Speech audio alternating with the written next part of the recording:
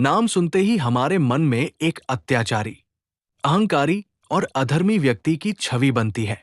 लेकिन क्या आप जानते हैं कि वही रावण भगवान शिव का परम भक्त था? वो इतना बड़ा तपस्वी था कि उसने अपनी साधना से स्वयं महादेव को प्रसन्न कर लिया था। उसके पास अपार शक्ति थी, वेदों का ज्ञान था, ब्रह्मा का वरदान था और लंका जैसी स्वर्ण नगरी थी। फिर भी वही रावण युद्ध में हार गया, उसका सर्वनाश हो गया। सवाल यह है कि जब वो भक्त था, तपस्वी था, ज्ञानी था, तो फिर उसकी हार क्यों हुई? भगवान श्री कृष्ण गीता में कहते हैं, अहंकार ही मनुष्य का सबसे बड़ा शत्रु है। रावण की सबसे बड़ी कमजोरी उसकी भक्ति नहीं, बल्कि उसका अहंकार था।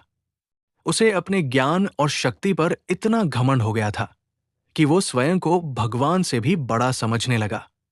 उसने सोचा कि मैं अमर हूं, मुझे कोई हरा नहीं सकता। यही सोच उसके पतन की शुरुआत बन गई। रावण की भक्ति स्वार्थ से भरी हुई थी। वो भगवान की पूजा तो करता था, लेकिन भगवान के आदेशों का पालन नहीं करता था। उसने माता सीता का अपहरण किया, जो स्वयं लक्ष्मी का स्वरूप थी। ये कर्म धर्म के विरुद्ध था। भक्ति का अर्थ केवल पूजा पाठ नहीं, बल्कि धर्म, मर्यादा और संयम का पालन करना भी है। रावण ने शक्ति तो पाई, लेकिन विवेक खो दिया। रावण जानता था कि राम स्वयं नारायण के अवतार हैं, फिर भी अहंकार के कारण उसने उन्हें साधारण मनुष्य समझा। जब विभीषण ने उसे समझाया, जब मंदोदरी ने उसे रोका, तब भी उसने किसी की बात नहीं मानी। यही अहंकार मनुष्य की बुद्धि को अंधा कर देता है। वो सही को गलत और गलत को सही समझने लगता है। श्री कृष्ण कहते हैं कि जब भक्ति में अहंकार मिल जाता है, तब वो भक्ति नहीं रह जाती, वो सिर्फ दिखावा बन जाती है।